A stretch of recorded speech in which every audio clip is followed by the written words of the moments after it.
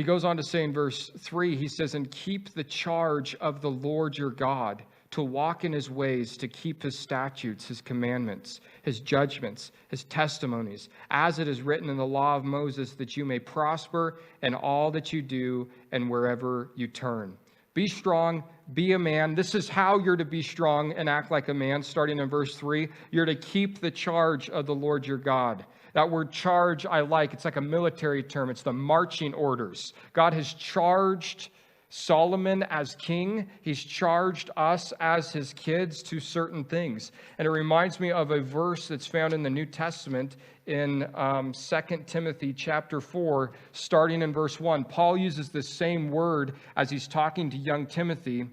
He says, I charge you, therefore, before God and the Lord Jesus Christ, who will judge the living and the dead at his appearing and his kingdom. Preach the word. Be ready in season and out of season. Convince, rebuke, exhort with all long suffering and teaching. For the time will come when they will not endure sound doctrine, but according to their own desires, because they have itching ears, they will heap up for themselves teachers, and they will turn their ears away from the truth and be turned aside to fables. But you, be watchful in all things, endure affliction, do the work of an evangelist, fulfill your ministry. Paul charges Timothy there in 2 Timothy chapter 4.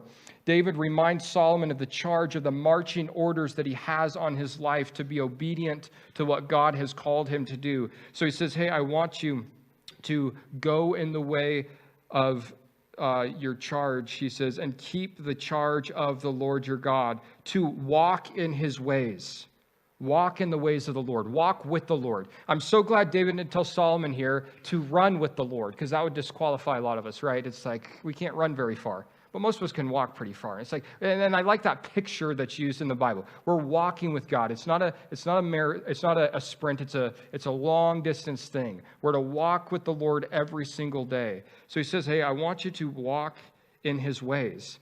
And if you think about this from David's vantage point, not just as the king who's passing the baton to the next king, but as a father who's encouraging his son, John would write in 3 John verse 4, I have no greater joy than to hear that my children walk in truth. It was on the heart of David that, man, if there's one thing you could do as my son, it's to walk faithfully with the Lord, because that's going to be something that brings me joy. And that's what we see reiterated in the New Testament there with John as well. No greater joy than to hear that my children walk in truth. So he says, hey, keep the charge of the Lord. I want you to walk in his ways. I want you to keep his statutes. And the idea of statutes is the everyday wisdom from the Lord.